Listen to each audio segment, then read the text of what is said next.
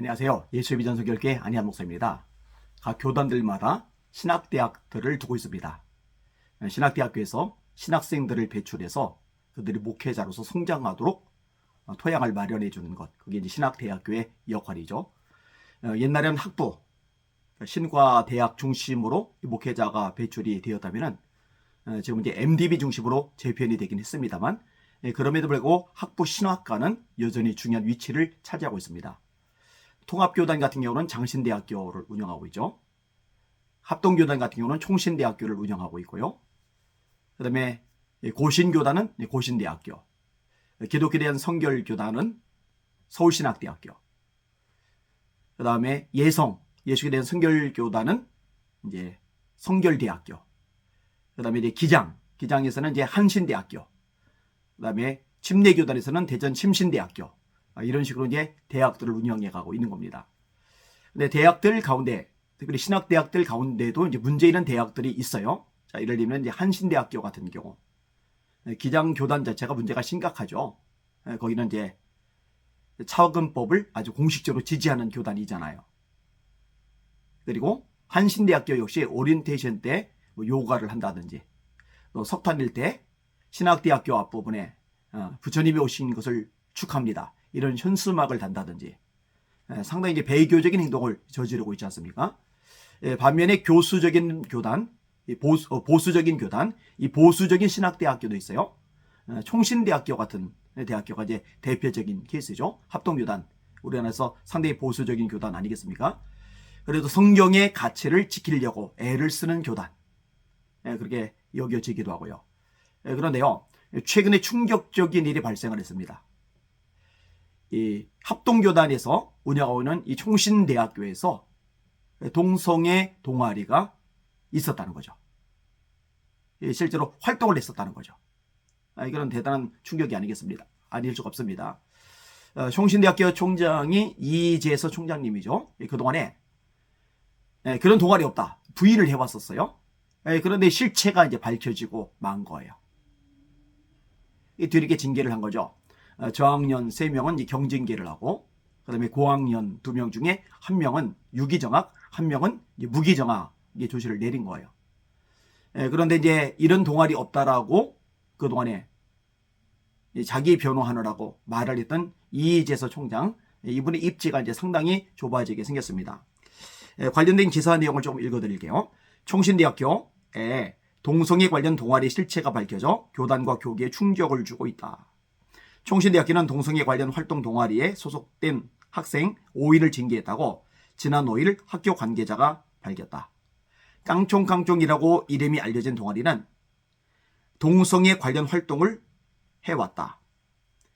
그러나 실체의 존재 여부에 대해 논란을 벌여왔으며 이재서 총장은 그동안 실체를 부정해 왔다. 총신대학교의 동성애 관련 동아리 활동은 지난 2016년 이후 동성애 집회장 등에서 동아리 깃발이 날리면서 알려지기 시작했다. 사실 이 논란이 벌어진 거는 이제 꽤 됐잖아요. 총신대 동아리 깡총깡총 그 깃발이 나부꼈고, 이것 때문에 이제 문제 제기가 됐잖아요. 이게 2016년도란 말이에요. 그러면 꽤 오래전 얘기입니다. 그러면은 제대로 조사를 했어야죠. 제대로 조치를 했어야죠. 진즉이 이런 부분들에 대해서 징계가 내려졌어야죠. 왜? 하나님의 말씀이 성경의 정면으로 도전하는 행동이니까. 목회자가 될 신학생들에게 나타나서는 절대로 안 되는 행태이니까. 그게 이게 덮어져 왔었다는 거죠. 심각한 거죠.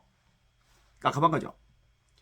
동아리 실체가 알려진 것은 동아리에 가입한 학생의 제보로 학교 당국이 알게 됐으며, 학생들에 대한 징계 수준은 단순 가담한 저학년 3명의 학생들은 경고 등의 징계를 받았으며, 고학년 학생 2명은 유기정학과 무기정학을 당했다. 학생들 가운데 동성애자는 없었답니다. 그나마 다행이죠. 그런데 동성애 옹호하는 활동, 동성애 지지하는 활동을 해왔으니까 이 반성경적인 행동을 버젓이 일삼았던 거죠. 와, 이거는 정말 놀라운 충격이 아닐 수 없어요. 기장교단에 한신대학교에서 이런 일이 있었다 그러면은 이렇게까지 충격을 안 받을 거예요. 그런데 합동교단에 총신대학교에서 이런 일이 발생했다. 야, 이건 정말 충격적인 거죠. 서울신학대학교에서는 이런 동아리는 없었지만 서울신학대학교 학생회라고 하면서 페이스북에 아주 공식적으로 본인은 동성애를 지지하는 사람이다. 그리고 이 동성애자들의 퀴어 축제 같은데 적극적으로 가담하고 활동했던 신학생은 있었어요. 그때도 제가 충격을 받았는데 아예 동아리 자원으로 있었다.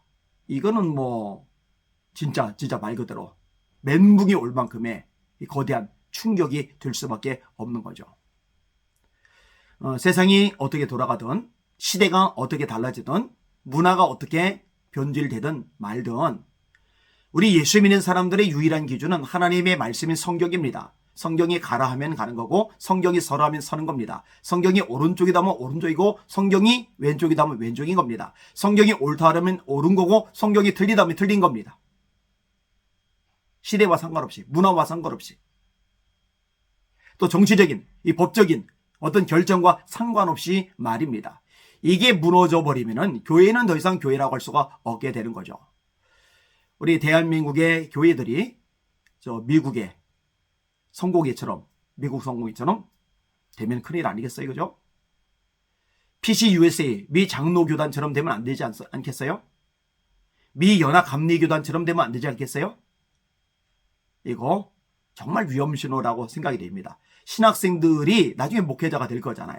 이들에게 하나님의 말씀을 제대로 가르치고 심어주는 과정들이 정말로 꼭 필요한 시대라고 생각이 되어집니다. 사랑하는 시청자 여러분, 신학대학교들을 위해서 기도 많이 해주시길 바랍니다. 또 교수님들을 위해서 기도 많이 해주시길 바랍니다.